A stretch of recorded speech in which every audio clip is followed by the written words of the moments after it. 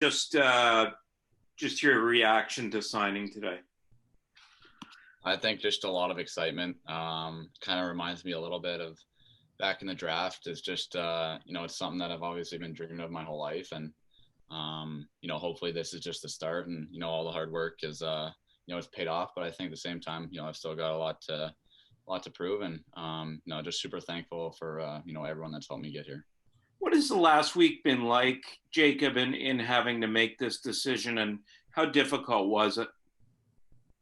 Yeah, I mean, I don't know if people really understand how hard it is to leave North Dakota. It's these past 3 years have been the best 3 years of my life, and just the relationships and stuff that I've made here, the coaches, my teammates, trainers, staff, everyone. They're just it's a pretty special place, and it's gonna be one of those things where it's a little bittersweet for me leaving. But I think I'm super pumped to be a Sen and to come in and hopefully try and help the Sens win some games. Jacob, the next question is from the Athletics, Ian Mendes. Thanks so much. I got 3 questions for you, if that's okay, Jacob. The first would be, what was the conversation like with your parents when you told them that you would, officially kind of put your name on an NHL contract? Yeah, I mean, I think my mom and dad they're probably even more excited than me. Those two were they're pumped, and I wouldn't be anywhere without those two. They've gotten me to this point and helped me so much throughout my entire career. So, my whole family was super pumped up. But like I said, just pure excitement from everyone, and couldn't be happier to be taking this next step. Two other questions for you. My next one would be, how difficult was that conversation with Brad Berry, where you told him that you've decided to turn pro? Yeah, I mean, for me, it was pretty difficult just because, like I said, leaving here, it's it's got a special place in my heart. But Bubs is one of the most professional people I've ever met, and he understood and he knew that I was ready to take this next step, and he encouraged it. So, there was no pressure from him or the coaching staff to stay or anything like that. And they were unbelievable my 3 years here and helped me develop. And my last question for you would be, you're probably going to get maybe 10, 12, 15, maybe even games in the NHL. How do you look at this down the stretch, Jacob? And in terms of maybe this being a legitimate audition for you to maybe get a full-time NHL job as early as next season?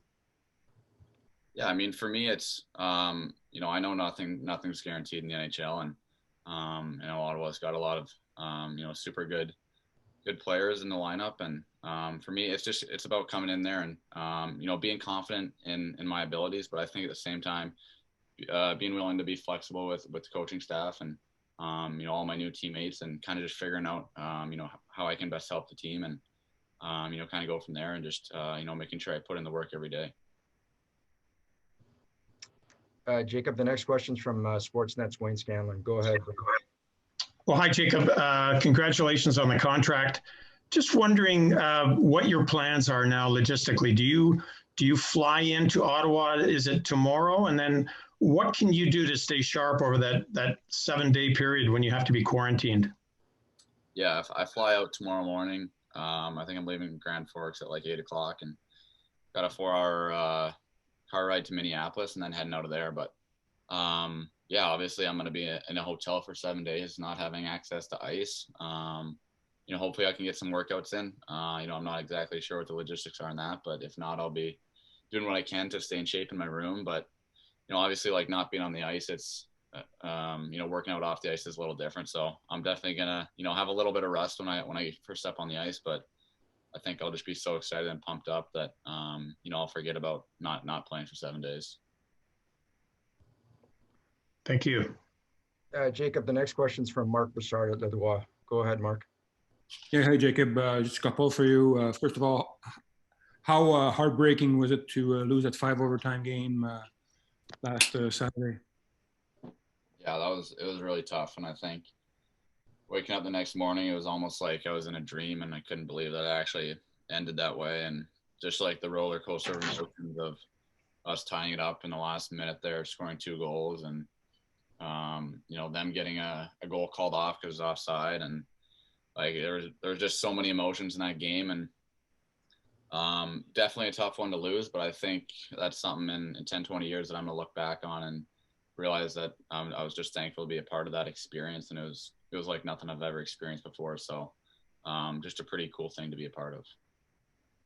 And the other one, in the last few days, I guess everybody was expecting you to sign, and everybody's waiting to find out what happened with Shane Pinto and Jake Sanderson. How much have you talked to them through this process? And yeah, we obviously talk a lot. I think those two are, obviously extremely special players, and they're both going to have their opportunities to come to Ottawa when they see fit. And I guess I'm not going to talk for them or anything like that, but I know those two are super excited to be Sens as well, and it'll be pretty fun going forward working with those two. All right, thanks. Absolutely. Jacob, the next question is from Kyle Bukauskas at Sportsnet. Hey, Jake, I want you mentioned a few times here just how difficult of a decision it is to leave North Dakota. At any point, did you ponder sticking around maybe 1 year after the way this season finished? But I know, like, even going back a few months, you made it clear that after this year you wanted to turn pro. But I'm curious if there was ever that thought that entered your mind in the past few days.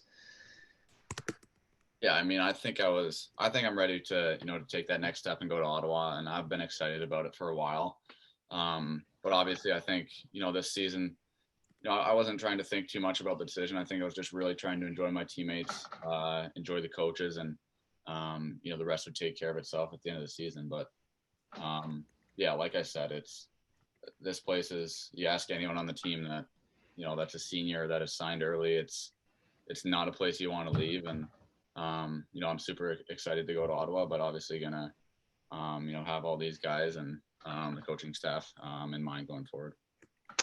The other one I had, Brady Tkachuk mentioned the other day that he reached out to you guys, obviously not trying to influence your decision in any way, but just, offering an ear if you so choose, because as he went through the process a few years ago himself, I'm wondering what that conversation was like and what it was like for you to hear from someone like him.